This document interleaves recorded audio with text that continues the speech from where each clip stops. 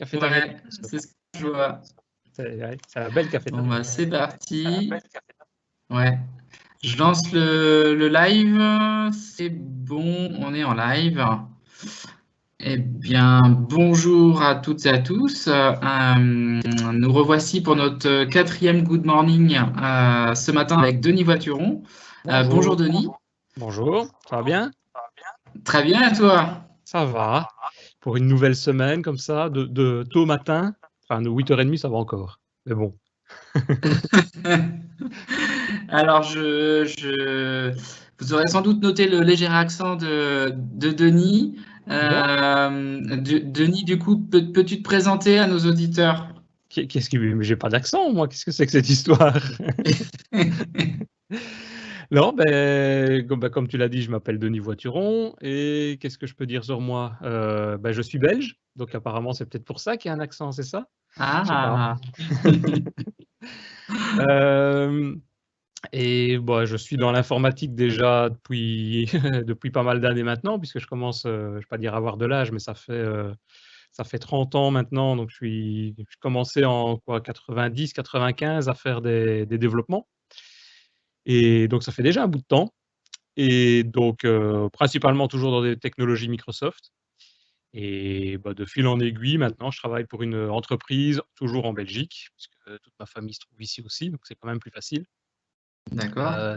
Une entreprise qui s'appelle Onirix et dans laquelle on se charge de faire du développement sur mesure, principalement pour les clients. C'est de la consultance, c'est ce qu'on appelle du body shopping chez nous. Donc, on met des gens à disposition dans des entreprises pour résoudre leurs problèmes, faire leur développement, et pas uniquement technologie Microsoft d'ailleurs. Je suis arrivé un des premiers, pas le premier, mais un des premiers à faire des développements Microsoft chez eux il y a 2 ans, mais ils sont principalement spécialisés dans Java à la base. Mais depuis lors, on a augmenté les équipes Microsoft de manière importante pour qu'on essaye de rééquilibrer un petit peu tout ça. Il n'y a pas de Ah. raison. Bah écoute, merci beaucoup, Denis. Je te propose de passer maintenant à l'actu Microsoft du jour. Alors, il y en a pas mal ce matin, des actus. Mhm. On va essayer de les passer en revue. Et puis, du coup, n'hésite pas à commenter si tu as certains commentaires sur l'une d'entre elles. Oui. Donc, par exemple, là, ce matin, on a reçu quelques news. Alors, suite à la conférence Microsoft Build, il y a eu pas mal d'annonces de fait sur tout un tas de sujets chez Microsoft. Et notamment, a priori, il y en a eu beaucoup sur Microsoft Teams qui fait le plein de nouveautés et de nouvelles fonctionnalités. Alors, avec pas mal aussi de possibilités sur tout ce qui va être développement d'applications et de modèles d'équipe Teams. Ah oui, j'ai vu ça. De pouvoir l'utiliser notamment dans Visual Studio, c'est ça? Oui, tout à Il y avait fait. un Ouais. modèle Visual Studio. Il faudra d'ailleurs que tu m'expliques où il se trouve, parce que j'ai cherché pour voir où il se trouve ce modèle. Donc j'ai vu la démo, je trouve ça magnifique, mais j'arrive pas à trouver le modèle pour dire vas-y, il faut démarrer. Donc il faudra que D'accord. tu m'expliques ça. Eh ben, il n'y a pas de souci, on pourra regarder ça ensemble et je pense qu'on aura même certains de nos auditeurs qui auront sans doute l'information eux aussi pendant Ah que nous ouais. sommes en train de parler. La deuxième, c'était effectivement une enquête interne sur le piratage là, du code source de la Xbox, puisqu'a priori, du coup, il a été piraté et donc Microsoft est en train de mener son enquête. Mhm. Alors, on a aussi bien sûr Microsoft Edge Chromium qui va se généraliser sur l'ensemble des versions de Windows 10 un peu partout dans le monde et aussi d'ailleurs, enfin, vous avez sans doute pu le voir, on a aussi Edge maintenant sur Mac également, donc ce qui est quand même super pratique puisqu'on peut l'avoir et sur Mac et sur Android, iOS et PC, donc du coup ça permet d'avoir le même navigateur un peu partout. Ouais. Justement, toi qui as commencé en 95, souviens-toi, c'était quand même un peu plus dur avec Internet Explorer à l'époque, hein. Ouais, Internet Explorer, moi, il est même venu après, hein. Moi, je me rappelle que j'avais commencé à faire mes premiers développements, premières applications web, si on peut dire, avec Netscape à l'époque, qui Ah avait oui. d'ailleurs un petit éditeur de visualisation et d'édition de pages HTML. Donc forcément, c'était nettement plus simple que ce qu'on faisait maintenant. Mais ça a commencé à se compliquer par après quand les navigateurs sont arrivés, effectivement.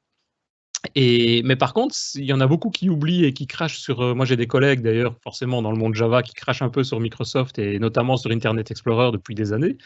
bah, il faut quand même savoir qu'il a fait les beaux jours à la fois de Microsoft et du web, parce que ça a uniformisé énormément de choses, quoi. Donc, quand on faisait du développement à l'époque, on faisait du développement que pour Internet Explorer, puisqu'il y avait quasiment que ça, il était majoritaire, et ça marchait vachement bien quand même, tout ce qu'on faisait comme développement.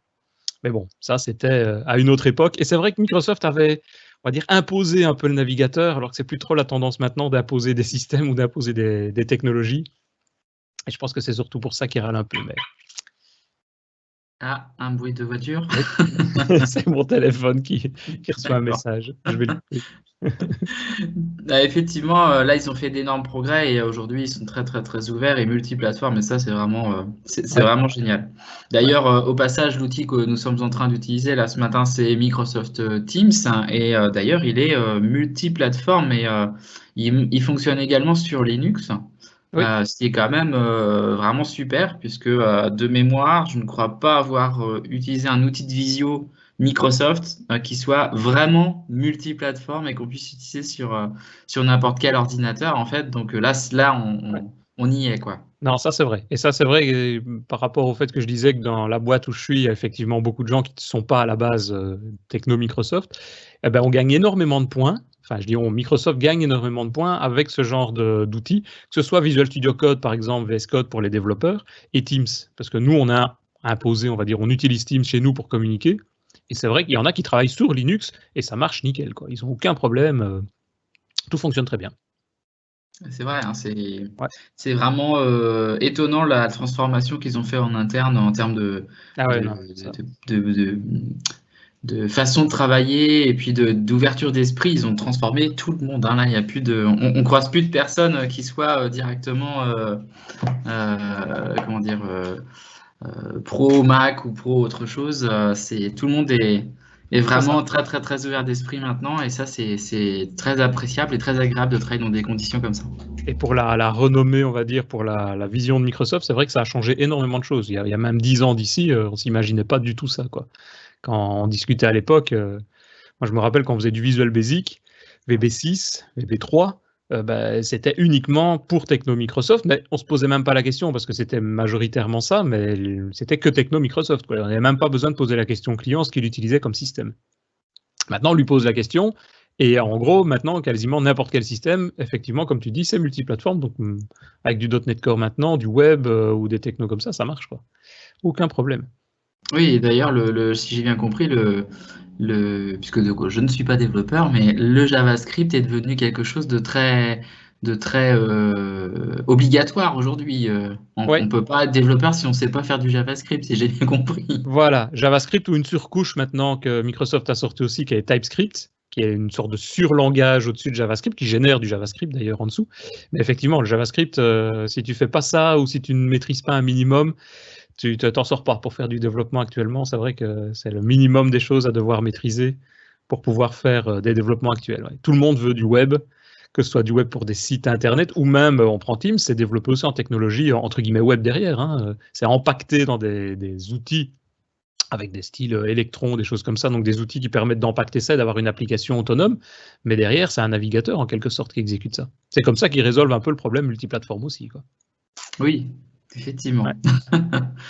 Donc, bah, du coup, dans nos autres actus, hein, Sony et Microsoft annoncent le tout premier capteur équipé d'une intelligence artificielle, hein. Donc ça permettra sans doute dans les peut-être futurs périphériques surface de Microsoft et d'avoir peut-être une reconnaissance faciale encore plus rapide, bien qu'elle soit déjà bien rapide quand on utilise ces périphériques-là aujourd'hui.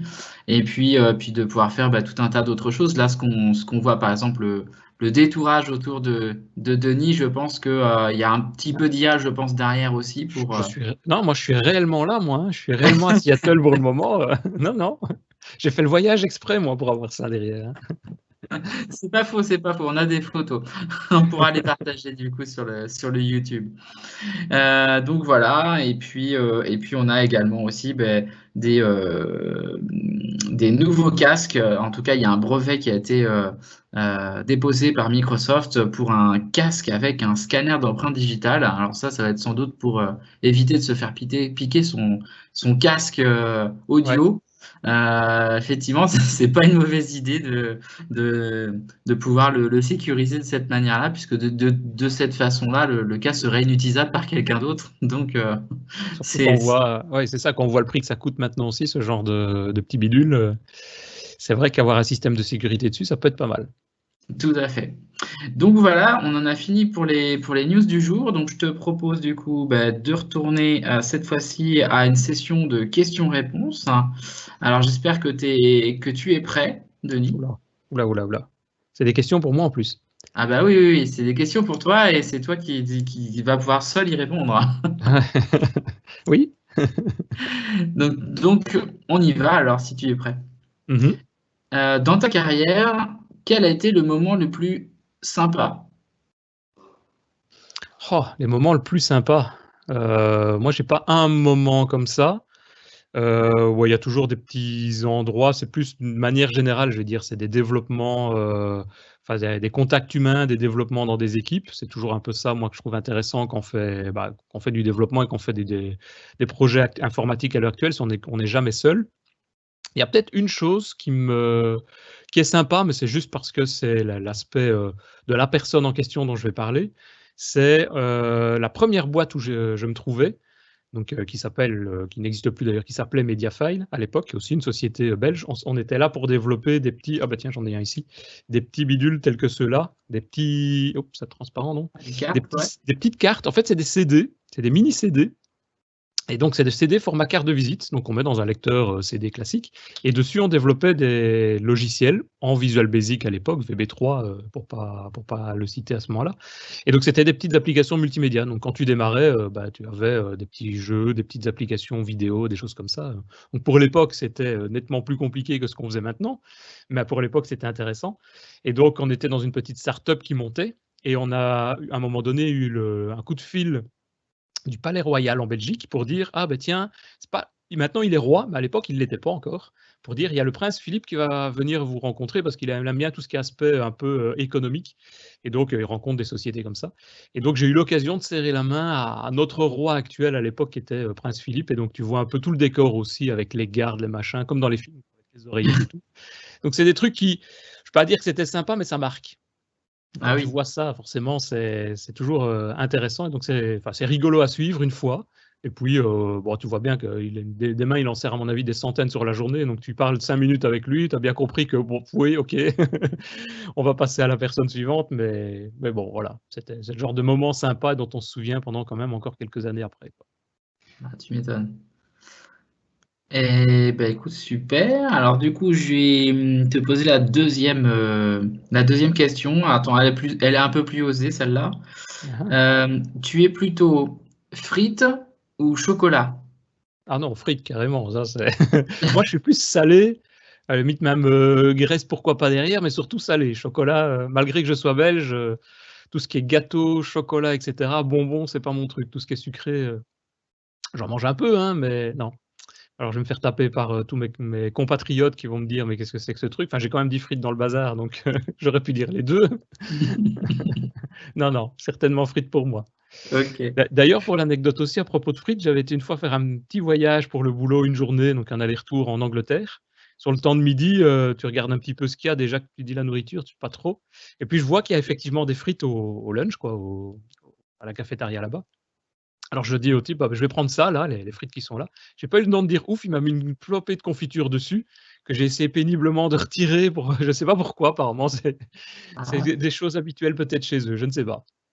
Mais ça ne va pas ça, c'est pas non. de la marmelade du coup, si on était en Ouais, mais Angleterre. enfin, c'était une sorte de confiture, donc c'était Ah oui. sucré, ça n'allait pas. Avec les frites, ça n'allait pas. Mais ça devait être Ah. ça, ouais, ça devait être une sorte de marmelade, compote ou je ne sais pas, donc ouais.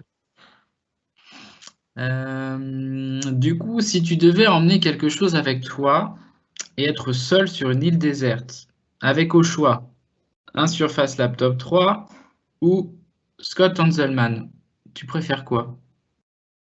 Alors j'ai entendu ce genre de réponse quand tu l'as posé aussi à Richard, la première fois.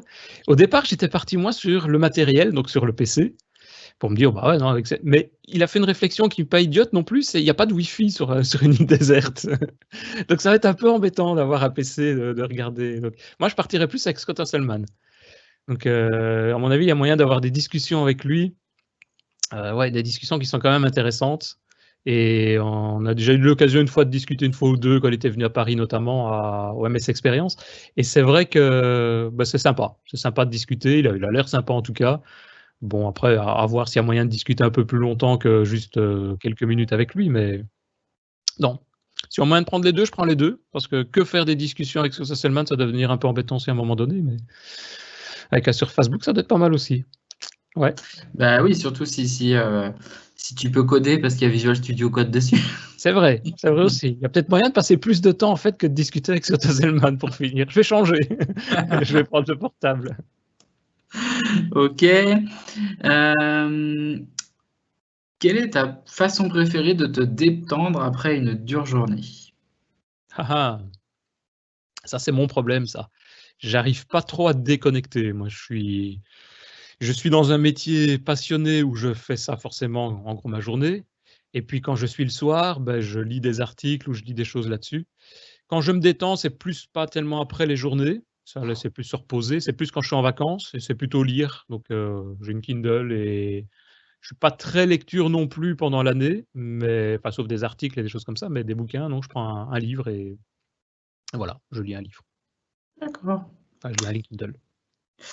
La semaine dernière, il y a eu la conférence Microsoft Build. Ah oui. D'ailleurs, au passage, vous pouvez, si vous avez loupé la build, vous pouvez vous rendre sur mybuild.microsoft.com pour retrouver tous les enregistrements des sessions qui ont été données, puisque de Ouais, toute façon, elle était entièrement virtuelle cette année, ouais. et Et donc c'est tout a été enregistré. un grand défi quand même, hein, parce que mine de rien, c'était prévu effectivement il y a quelques mois encore à ce que ce soit, comme d'habitude, comme chaque année, de manière physique, on va dire. Et puis tout transformer en virtuel, techniquement déjà, il faut pouvoir le faire.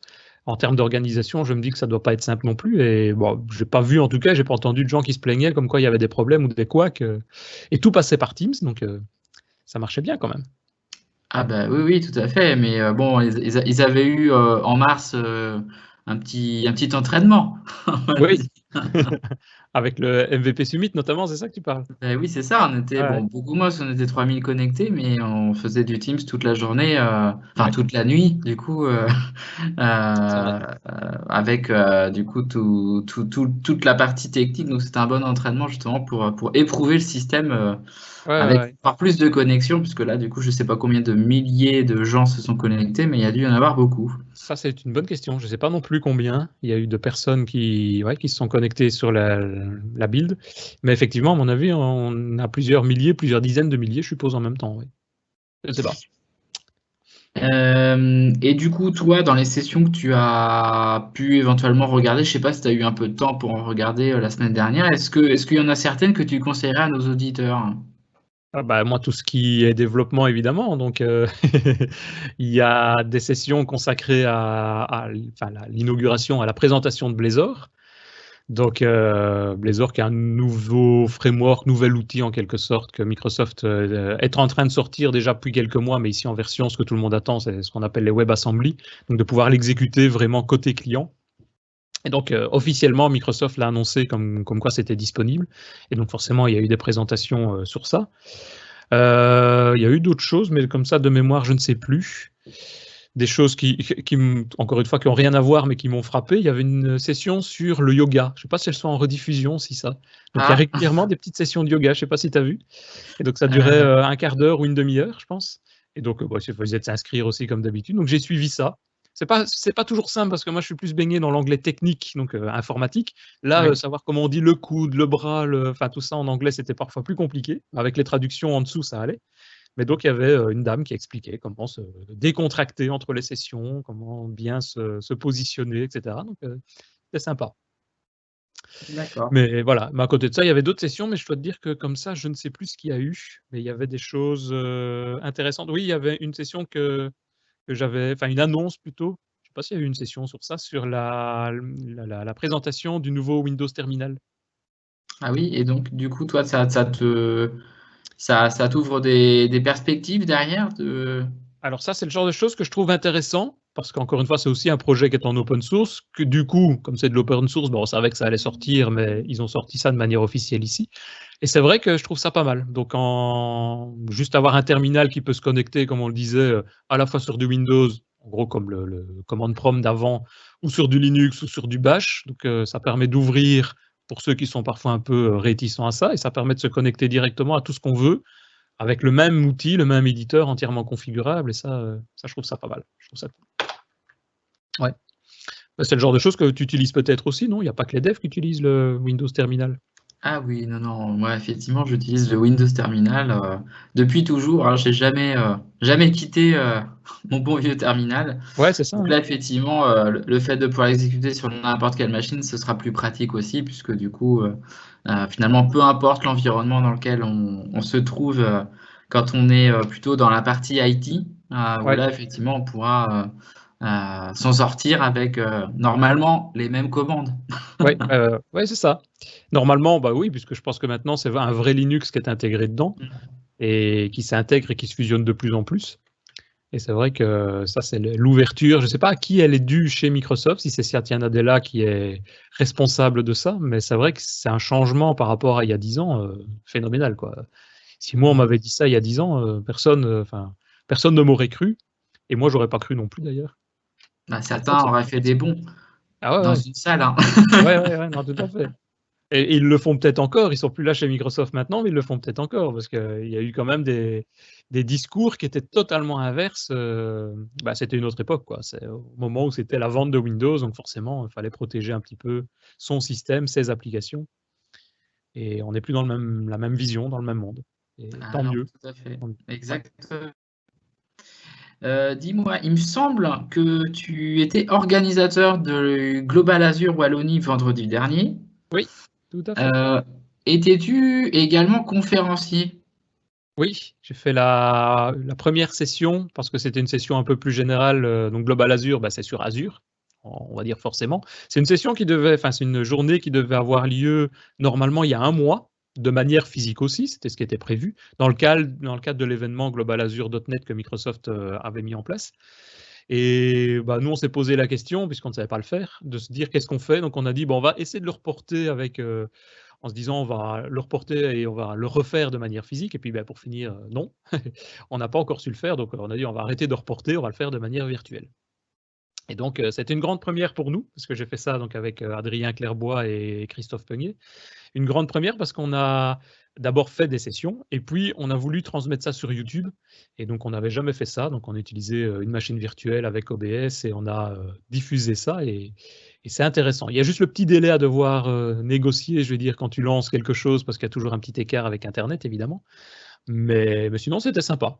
Et donc, j'ai fait effectivement la première session sur l'introduction à ce que c'est Azure pour les développeurs de manière générale. Quels sont les outils utilisés, à utiliser, etc. D'ailleurs, s'il y a des gens qui veulent la revoir, qui n'étaient pas là, il suffit d'aller on a mis ça sur le serveur et la chaîne YouTube de DevApps, qui est l'ensemble des podcasts que je co-anime aussi, notamment avec Christophe Peugnier et Richard Clark. Et donc, il suffit d'aller sur la chaîne DevApps sur YouTube et vous allez retrouver ça. C'est pas compliqué à retrouver, ça dure 7 heures, puisqu'on a fait une seule séquence complète. Ouais. Bon, après, on a mis des jalons dans les commentaires et à chaque fois les emplacements si vous voulez voir qu'une seule session. Mais il y a 7h26, je pense, de session complète. Donc, on se demandait si YouTube d'ailleurs tenait, parce que j'avais lu quelque part que ça tenait jusqu'à maximum 8 heures. Donc, on n'a pas été voir si c'était maximum 8 heures, mais enfin, en tout cas, 7h26, ça marche. D'accord. Et du coup, en parlant de Azure pour les développeurs, est-ce que tu as un conseil pour un jeune développeur qui voudrait se lancer dans le développement sur Azure, par où il doit commencer? Parce que c'est assez vaste, en fait, finalement, les possibilités et on peut être peut-être un peu perdu Oui, alors il y a plein de quand on choses, s'y met effectivement. comme ça. Que ce soit développeur ou pas développeur d'ailleurs, pour tous ceux qui veulent faire de l'Azure, c'est d'aller directement sur le site, je dois vérifier, je crois que c'est azuremicrosoft.com/free, où c'est là où on peut retrouver tous les /free, je tape en même temps, Oui, c'est ça, azure.microsoft.com/free. Et là, vous allez retrouver tous les services gratuits que Microsoft met à disposition. Alors, il y en a qui sont gratuits pendant 12 mois, il y en a qui sont gratuits à vie pour des services du style héberger un petit site web ou des choses de ce style-là. Et après, il y a tout ce qui est pour apprentissage, mais je pense qu'il y a les liens à partir de là. Oui, il y a une rubrique apprentissage, training. C'est tout ce qui concerne les formations. Et donc là, il y a une chaîne microsoft.com/learn pour apprendre qui va vous permettre de retrouver tout ce qu'il faut. Et il y a une chaîne même en français sur tout ça.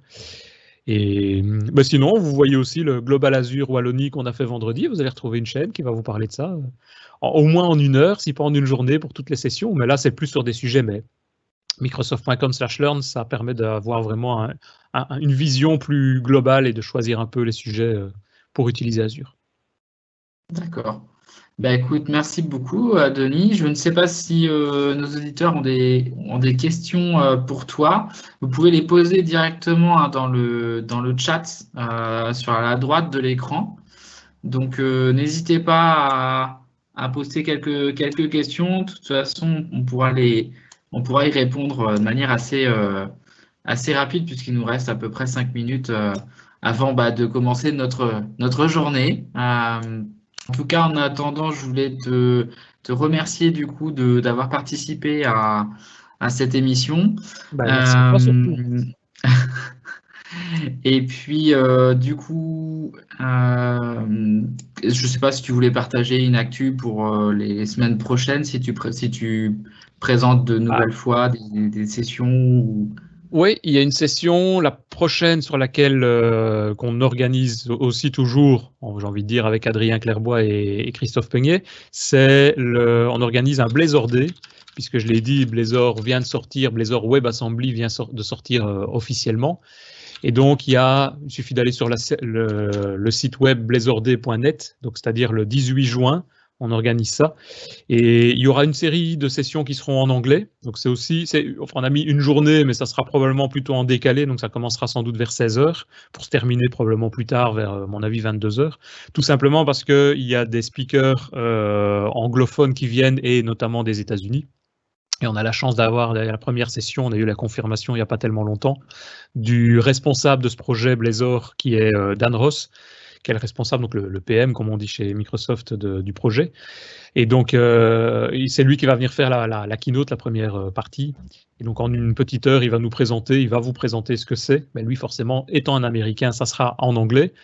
Et donc, en intercession, on aura sans doute des discussions avec lui, mais là, on aura des traductions en live, puisqu'on est en train d'essayer de mettre ça en place aussi.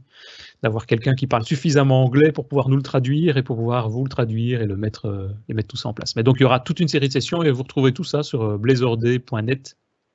Pour le moment, il y a ceux qui veulent participer, il y a le call for paper. Mais pour tous ceux qui veulent le suivre, il y aura bientôt le planning qui apparaîtra. Écoute, c'est super. Merci d'avoir partagé cette info avec nous. Je pense que ça va pouvoir en intéresser plus d'un. C'est beaucoup apparemment. C'est un projet, encore une fois, qui est open source aussi depuis 1 an et demi, 2 ans. Et il a fait sur GitHub un nombre incroyable de souhaits, je vais dire, d'étoiles, donc d'activités. Donc, il y a beaucoup de gens qui sont intéressés par ça. On reviendrait peut-être au monde... pour les plus anciens, au monde du type Silverlight ou Flash, tu vois, c'est des choses de ce style-là. Oui. C'est exécuté dans le navigateur, sauf que c'est pas Microsoft ou c'est pas Adobe qui est derrière. C'est un projet commun, un projet du W3C. Donc, il y a plus de chances que ça fonctionne plutôt que ce soit que Microsoft qui essaye d'imposer les choses, quoi. Là, c'est sûr.